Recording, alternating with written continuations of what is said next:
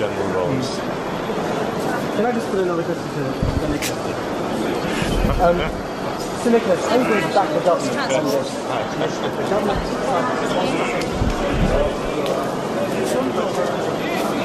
Wait for the question first. I know obviously the General Rose wants more troops, and that's why we've come out to see to get a full briefing as to why they might be needed.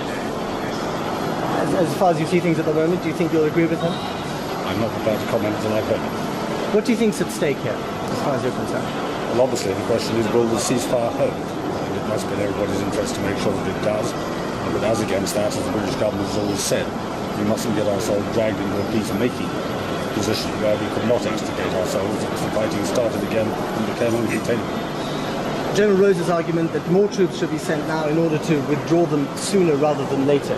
Is that an argument that one can refute? I haven't heard the General's argument yet, so I'll save my comments till I have. Thank you very much indeed. Thank you. Hello.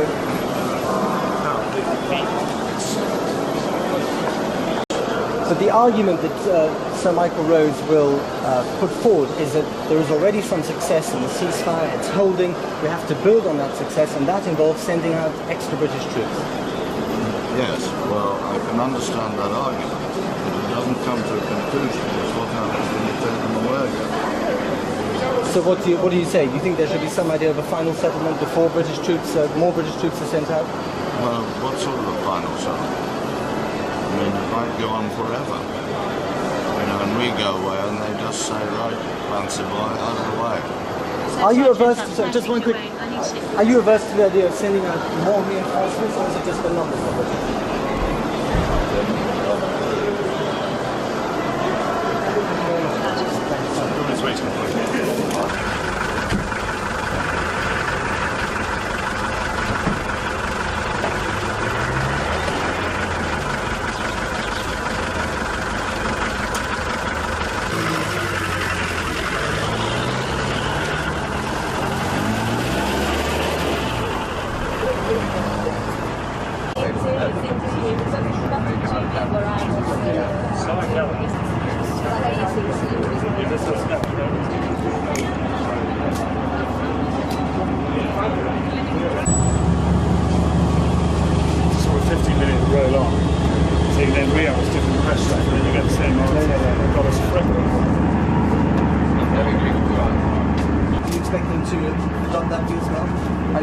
We'll have to wait and see how they feel. But they will listen clearly to what the force commander has in mind, and they will make those deductions.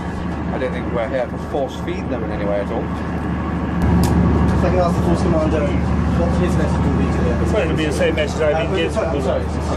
Well, it'll be the same message that I've been giving everybody since I've been here, and that is that if you are going to start a peace process, it's got to have a certain dynamic and a certain momentum behind it. And part of that is putting more troops in order to give people the confidence and the reassurance, and in some cases the deterrence, to continue with that process. And we are at a very fragile moment when the thing could quite easily come unravelled if there was an outburst or a conflict break out between the parties at any particular part of a line. And of course it could spread very rapidly out down that line. But most of all it would remove the confidence of the people on whose behalf we're working. Two of those MPs have already told me that they're worried that if more British reinforcements are sent to Bosnia, they will get embroiled indefinitely. Well, I don't know what you mean by being embroiled, but we're here under very different circumstances than one would if one was a combatant oneself. We're here in a purely non-combatant role. We're here to help deliver aid to central Bosnia. We're here to try and establish safe areas, one of which is Sarajevo, another which now has become central Bosnia. We're helping with the peace plan there, but we are not here in any way as combatants. Just how critical is the situation if you don't get the reinforcements that you've asked for? Well, it's critical. It's critical all the time, and in some ways it's increasingly critical because more and more demands are being put upon us. The soldiers are getting tireder and tireder, having to do so many things at such short notice, and at some point it could be that the elastic will snap. Do you feel that you're getting enough backing from London? Well, I don't personalise the thing at all. I'm a United Nations officer. I put a request for more troops to my own superior officers in Zagreb, and they've passed those on to New York, and I await the outcome. Thank you very much. Sorry, just one more thing. Another